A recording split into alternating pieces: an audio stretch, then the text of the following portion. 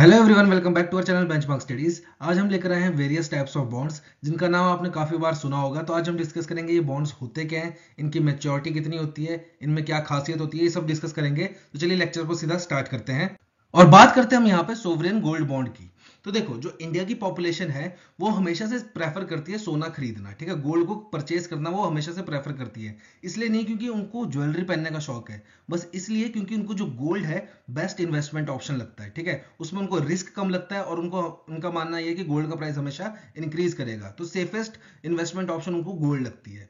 पर देखो यहाँ पे दिक्कत क्या है, इंडिया के पास इतना खुद का सोना नहीं है, ठीक है, खुद का गोल्ड नहीं है कि वो सबकी जो रिक्वायरमेंट है उसको फुलफिल कर पाए। तो वो स्टार्टिंग से मतलब क्या करते हैं, जो गोल्ड है वो इंपोर्ट करते हैं, बाहर से खरीदते हैं इंडिया के लिए, ठीक है। तो जिसपे काफी ज्यादा एक्सपेंडिचर आ रहा है गवर्नमेंट को। तो गवर्नमेंट ने क्या सोचा 2015 में कि जिन लोगों को गोल्ड सिर्फ इन्वेस्टमेंट के रूप में चाहिए उनको हम क्या करेंगे, गोल्ड प्रोवाइड करेंगे। पर यहाँ पे कंडीशन क्या है, उनको फिजिकल गोल्ड नहीं देंगे, उनको हम डिजिटल गोल्ड देंगे। गोल्ड देंगे सोवरेन गोल्ड बॉन्ड की फॉर्म में। जिससे क्या होगा, उनको देखो गोल्ड में इन्वेस्टमेंट का ऑप्शन मिल जाएगा और हमें क्या होगा, इंपोर्ट कम करना पड़ेगा गोल्ड, जिससे हमारा जो एक्सपेंडिचर है वो कम होएगा। तो देखो इसमें होता क्या है, एग्जाम्पल से समझते हैं। समझ लो मेरे पास है 1 लाख रुपए, ठीक है, मेरे पास 1 लाख रुपए है और मैंने सोचा मैं इसको करूंगा इन्वेस्ट गोल्ड में। तो अब मेरे पास दो ऑप्शन है, या तो मैं करूं इसको फिजिकली इन्वेस्ट, ठीक है, या मैं इसको करूं सोवरेन गोल्ड बॉन्ड के फॉर्म में इन्वेस्ट, ठीक है। अब देखो जो सोवरेन गोल्ड बॉन्ड होता है ना, यहाँ पे एक बात समझना, सोवरेन गोल्ड बॉन्ड की जो मेच्योरिटी होती है वो होती है 8 साल की, कि आपको 8 साल बाद इसकी मेच्योरिटी मिलेगी। पर यहाँ पे एक ऑप्शन है कि आप 5 साल बाद इसको विड्रॉ कर सकते हो। After investment of first 5 years आप इसको विड्रॉ कर सकते हो, उसके लिए एलिजिबल हो। पर इसकी टोटल मेच्योरिटी कितने होती है, कितने साल की होती है, 8 साल बाद होती है, ठीक है। तो यहाँ पे देखो मैं एग्जाम्पल ले रहा था कि मैंने 1 लाख रुपए का गोल्ड खरीदना है। तो उस टाइम समझ लो मार्केट में ये 2023 चल रहा है और मार्केट में रेट चल रहा है एक ग्राम सोने का 5,000 रुपए, 1 ग्राम का 5,000 रुपए, ठीक है। तो 1 लाख का कितने ग्राम आ जाएंगे, 20 ग्राम्स आ जाएंगे, ठीक है। 20 ग्राम सोना खरीद सकता हूं मैं। मैंने 20 ग्राम सोना खरीद लिया फिजिकल, ठीक है, फिजिकल सोना खरीद लिया 20 ग्राम। और एक दूसरा बंदा था, उसने फिजिकल सोना खरीदा सोवरेन गोल्ड फॉर्म में, ठीक है। उसने 20 ग्राम सोना खरीदा सोवरेन गोल्ड फॉर्म में, ठीक है। उसने बॉन्ड के फॉर्म में खरीदा 20 ग्राम और मैंने फिजिकल की फॉर्म में खरीद लिया 20 ग्राम। अब देखो दोनों में अंतर क्या होगा आपको खुद समझ आ जाएगा। अब मैंने 20 ग्राम सोना खरीदा है तो मेरे को एक तो टेंशन रहेगी कि मैं इसको घर पे नहीं रख सकता। क्यों? क्योंकि मेरा रोड साइड घर है, ठीक है, तो कभी भी चोरी हो सकती है। अगर मैं घर से गया तो चोरी होने का मेरे को डर रहेगा। तो मैं क्या करूंगा, इस 20 ग्राम सोने को कहाँ डिपॉजिट करूंगा, अपने बैंक के लॉकर में, जिसका मेरे को हर साल कुछ ना कुछ चार्ज देना पड़ेगा, रेंटल, ठीक है। अगर मैं लॉकर लेता हूं बैंक में तो उसका मेरे को रेंट देना पड़ेगा हर साल, ठीक है। और अगर घर पर रखता हूं तो मेरे को हमेशा टेंशन रहेगी चोरी की। वहीं जो दूसरे बंदे ने 20 ग्राम सोना लिया है गोल्ड फॉर्म में, ठीक है, बॉन्ड की फॉर्म में, उसको कोई टेंशन नहीं है चोरी की, ना उसको कोई लॉकर लेना है रेंट के लिए, ठीक है। अब देखो बात क्या है, समझ लो 8 साल बाद, क्योंकि देखो इसकी मेच्योरिटी 8 साल बाद है ना, 8 साल बाद 2031 में क्या हुआ, गोल्ड का रेट हो गया 1 ग्राम गोल्ड का 6,000 रुपए, ठीक है। तो मतलब मेरे को 1 ग्राम पे कितने का प्रॉफिट हो रहा है, 1,000 का, ठीक है। तो 20 ग्राम में कितना का प्रॉफिट हो जाएगा, 1 ग्राम में 1,000 का प्रॉफिट हो रहा है, तो 20 ग्राम में कितना का होगा, 20,000 का। तो मेरे को 8 साल बाद 20,000 का प्रॉफिट हो गया, ठीक है।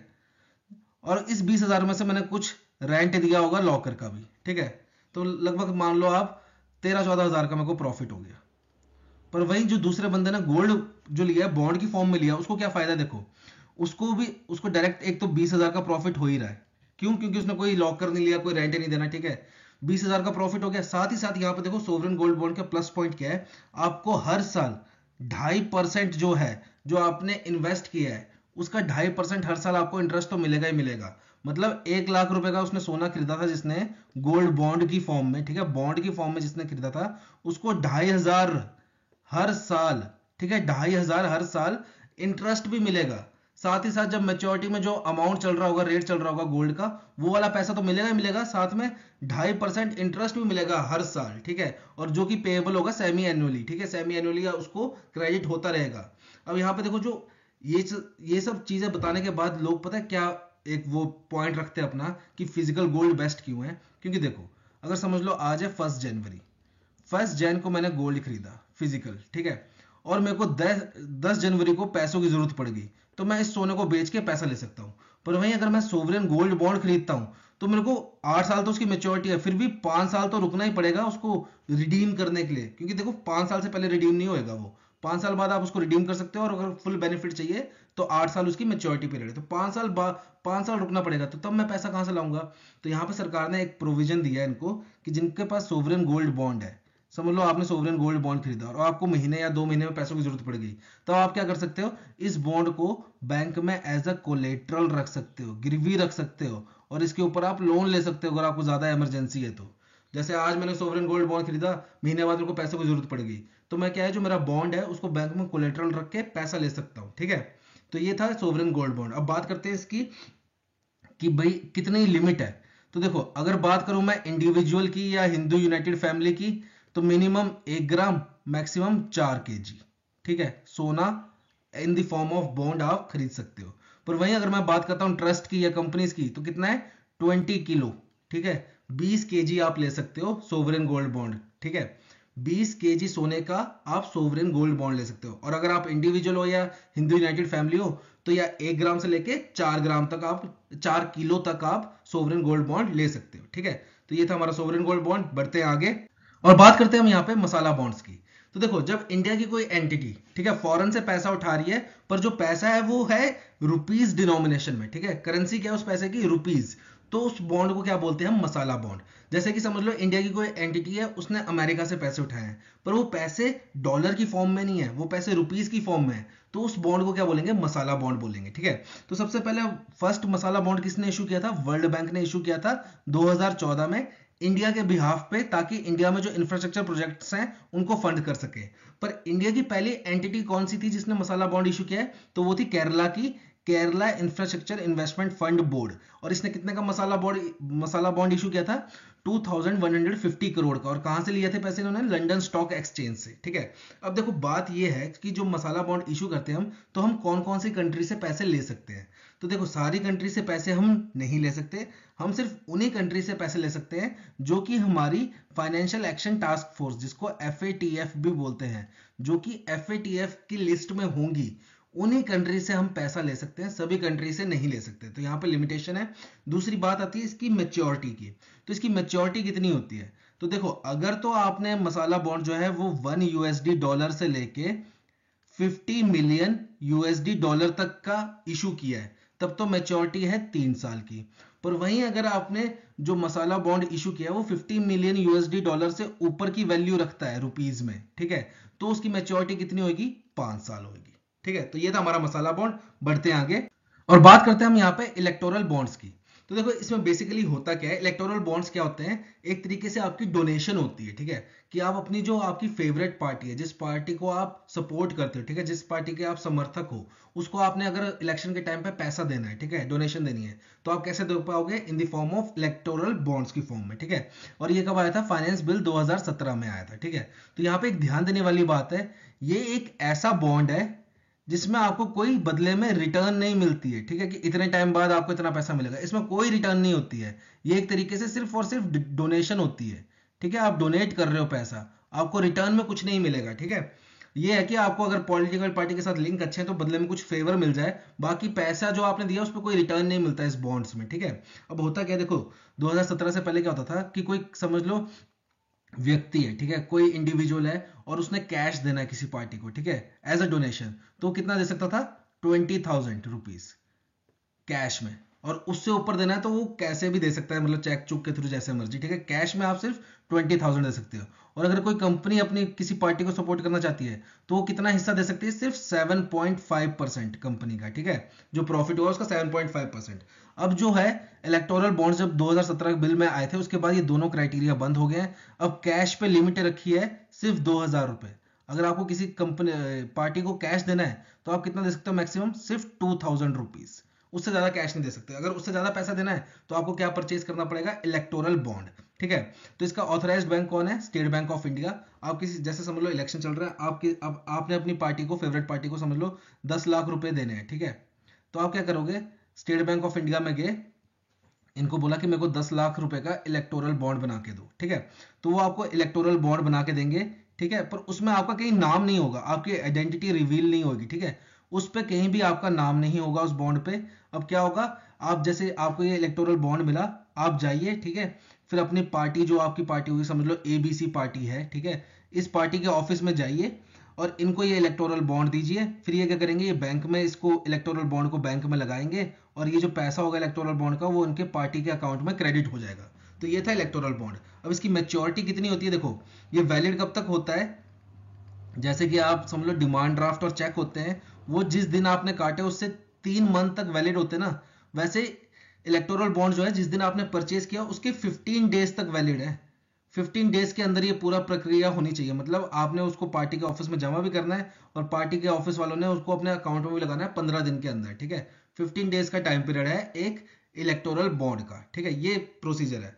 अब कौन कौन सी पार्टीज को आप दे सकते हो, जैसे ये मेरी ABC पार्टी है, ठीक है, मैंने इसको अगर देना है इलेक्टोरल बॉन्ड, तो क्राइटेरिया क्या है इस पार्टी का, देखो आप सिर्फ उन्हीं पार्टीज को इलेक्टोरल बॉन्ड परचेज करके दे सकते हो जो कि हमारे सेक्शन 29A में रजिस्टर्ड हैं, ठीक है, रिप्रेजेंटेशन ऑफ पीपल एक्ट 1951 के सेक्शन 29A में रजिस्टर्ड है, और साथ ही साथ जिसने प्रीवियस इलेक्शन में कम से कम 1% वोट्स हासिल किए, कम से कम, ठीक है, कम से कम 1% वोट उसने हासिल किए प्रीवियस इलेक्शन में, ठीक है, लेजिस्लेटिव असेंबली के प्रीवियस इलेक्शन में कम से कम 1% वोट उसने हासिल किए हो, उन्हीं पार्टीज को आप इलेक्टोरल बॉन्ड परचेज करके डोनेट कर सकते हो, ठीक है। तो ये था हमारा इलेक्टोरल बॉन्ड्स। बढ़ते हैं आगे, तो इसमें देखो मेन बात क्या है, वैलिडिटी 15 दिन की, ठीक है, जिस दिन से आपने इशू किया है इलेक्टोरल बॉन्ड उसके 15 दिन तक, ठीक है, तो ये बात ध्यान रखना। बढ़ते हैं आगे और बात करते हैं हम यहाँ पे म्यूनिसिपल बॉन्ड्स की।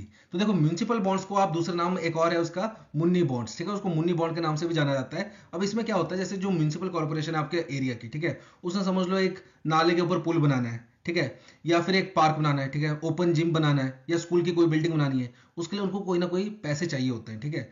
तो पैसा इकट्ठा करने के लिए क्या करेंगे, इशू म्यूनिसिपल बॉन्ड्स इशू करेंगे, ठीक है, कि आप हमें पैसा दीजिए, बदले में हम आपको इतने समय बाद इतने रेट ऑफ इंटरेस्ट पे पैसा वापस कर देंगे, ठीक है। तो ये होता है हमारा म्यूनिसिपल बॉन्ड्स, ठीक है, जो म्यूनिसिपल कॉर्पोरेशन इशू करती है। तो पहले क्या होता था, जो ये म्यूनिसिपल बॉन्ड्स इशू होते थे ये होते थे प्राइवेट प्लेसमेंट में। प्राइवेट प्लेसमेंट मैंने पहले भी पढ़ा रखा है, ठीक है। प्राइवेट प्लेसमेंट का मतलब होता है कि आप जो उस एरिया के समझ लो 20 लोग हैं बड़े बड़े, ठीक है, उनको इकट्ठा किया और उनको ये स्कीम बताई और बदले में उनसे पैसा ले लिया, ठीक है। और वो ऐसा नहीं चाहते कि किसी से हम 1000 रुपए ले रहे हैं, किसी से 10,000 ले रहे हैं, ठीक है, तो 20 लोगों को इकट्ठा किया और सीधा उनसे करोड़ों की बात की और आपस में डील कर ली, ठीक है, डन। पर इस बार क्या हुआ, जो इंदौर की म्यूनिसिपल कॉर्पोरेशन है उन्होंने वो इंडिया की फर्स्ट म्यूनिसिपल कॉर्पोरेशन बनी है जिसने म्यूनिसिपल बॉन्ड इशू किए, ठीक है, रिटेलर्स के लिए। रिटेलर्स मतलब आप, मैं, आम जनता के लिए, ठीक है, आम जनता भी उसको परचेज कर सकती है। उसके लिए आपको कोई बड़ा बिजनेसमैन होने की जरूरत नहीं है, या आपका बड़ा नाम होने की जरूरत नहीं है, या आपको बड़ी इन्वेस्टमेंट करने की भी जरूरत नहीं है, आप छोटी इन्वेस्टमेंट पर भी बॉन्ड खरीद सकते हो। तो कौन सी बनी है, municipal, Indore municipal corporation, India की फर्स्ट म्यूनिसिपल कॉर्पोरेशन बनी है जिन्होंने रिटेलर्स के लिए बॉन्ड्स इशू किए हैं, ठीक है। तो ये क्वेश्चन बन सकता है आपका। साथ ही साथ जो देखो नेशनल स्टॉक एक्सचेंज है, वो इंडिया का फर्स्ट स्टॉक एक्सचेंज बना है जिसने क्या लॉन्च किया है, इंडिया म्यूनिसिपल बॉन्ड इंडेक्स, जहां पे आपको इंडिया के जितने भी म्यूनिसिपल बॉन्ड है उनके इंडेक्स मिलेंगे कि वो कैसा परफॉर्म कर रहे हैं। तो टोटल कितने उसमें लिस्टेड है, 28 म्यूनिसिपल बॉन्ड्स लिस्टेड हैं, और कितने इशूअर्स हैं उनके, 10 इशूअर्स हैं, और इनकी रेटिंग कितनी है, AA रेटिंग। तो AA रेटिंग ये कौन देता है, देखो जो बॉन्ड्स की रेटिंग होता है ये देती है क्रेडिट रेटिंग एजेंसी, जैसे क्रिसिल होगी आपकी, ठीक है, क्रेडिट रेटिंग एजेंसी। तो वो रेटिंग कितनी होती है इन म्यूनिसिपल बॉन्ड्स की, AA, ठीक है, AA रेटिंग होती है। फिर यहाँ पे क्वेश्चन क्या बन रहा है आपका, फर्स्ट स्टॉक एक्सचेंज कौन सा है, तो national stock exchange. First municipal corporation कौन सा है जिसने रिटेलर के लिए इन्वेस्ट बॉन्ड का ऑप्शन खोला है, वो कौन सा है, इंदौर म्यूनिसिपल कॉर्पोरेशन। और इन्होंने जो बॉन्ड इशू किया है ये है ग्रीन बॉन्ड। ग्रीन बॉन्ड आपको मतलब पता ही होगा, जो रिन्यूएबल एनर्जी के लिए यूज्ड होता है, तो इन्होंने ग्रीन बॉन्ड इशू किया है, ठीक है। बढ़ते हैं आगे और बात करते हैं हम यहाँ पे श्योरिटी बॉन्ड्स की। तो देखो ये बॉन्ड्स जो है इन्होंने किसको रिप्लेस किया है, बैंक गारंटी को रिप्लेस किया है। अब ये होता क्या है समझते हैं इसको। देखो समझ लो मेरी एक कंपनी है ABC, ठीक है, और जो NHAI है, national highway authority of India, इन्होंने एक टेंडर निकाला है एक हाईवे को लेके, ठीक है। तो मैंने वो हाईवे का टेंडर भर दिया और मेरे को वो टेंडर मिल गया, ठीक है। तो मैं वो टेंडर बनाने का कॉन्ट्रैक्ट ले लूंगा इनसे और बदले में इनसे पैसे ले लूंगा, ठीक है। अब नाई को यहाँ टेंशन है कि ये जो ABC कंपनी है ये इस प्रोजेक्ट को पूरा कंप्लीट करेगी कि नहीं, टाइम पे करेगी कि नहीं। तो क्या होता था, पहले यहाँ पे बीच में इन्वॉल्व होता था एक बैंक। बैंक जो था वो इनको गारंटी देता था नाई को कि ठीक है, ये कंपनी अगर पैसे नहीं, टाइम पे प्रोजेक्ट पूरा नहीं करती है, खराब बनाती है, ठीक है, या कुछ भी है, तो हम गारंटी लेते हैं इस कंपनी की तरफ से और हम आपको पेमेंट कर देंगे, ठीक है। जो भी लॉस होगा आपका। बदले में ये एबीसी कंपनी से क्या लेती थी, कोलेट्रल, कोई ना कोई कोलेट्रल लेती थी, ठीक है, कि आप ये चीज गिरवी रखिए तभी हम आपके गारंटर बनेंगे, ठीक है। तो यहाँ पे क्या होता था, जो एबीसी कंपनी है इनका पैसा फंस जाता था, ठीक है, क्योंकि कोलेट्रल में कुछ चीज वो रखेंगे तो उनकी लिक्विडिटी ऑटोमेटिकली क्या हो जाएगी, कम हो जाएगी, ठीक है। तो यहाँ पे क्या हुआ, अब जो ये बैंक है इसको हटा के क्या कर दिया, बीच में इंश्योरेंस कंपनी लगा दी, ठीक है। अब देखो बेसिकली श्योरिटी बॉन्ड में क्या होता है, तीन चीजें होती हैं। एक होता है आपका प्रिंसिपल, एक को बोलते हैं हम प्रिंसिपल, ये चीज काम की, ठीक है, ये क्वेश्चन में आ सकता है, प्रिंसिपल। दूसरा है आपका श्योरिटी जो कि आपकी इंश्योरेंस कंपनी है। तीसरा है आपका ऑब्लिगी, ठीक है, ऑब्लिगी। अब जो ये वाला एग्जांपल था इसमें ऑब्लिगी कौन होगा, national highway authority of India, जो आपको प्रोजेक्ट दे रही है वो चीज क्या होती है, ऑब्लिगी, ठीक है। मेनली कौन होते हैं, गवर्नमेंट ऑफ इंडिया ही होती है, ठीक है। ऑब्लिगी कौन होगा, मेनली गवर्नमेंट ऑफ इंडिया, क्योंकि वही बड़े बड़े प्रोजेक्ट स्पॉन्सर करती है, ठीक है। पर अगर आपको शॉर्ट में समझना है तो ऑब्लिगी कौन होता है, जो आपको प्रोजेक्ट्स प्रोवाइड कर रहा है, ठीक है, जो आपको ऑफर दे रहा है कि आप ये प्रोजेक्ट कीजिए, ठीक है।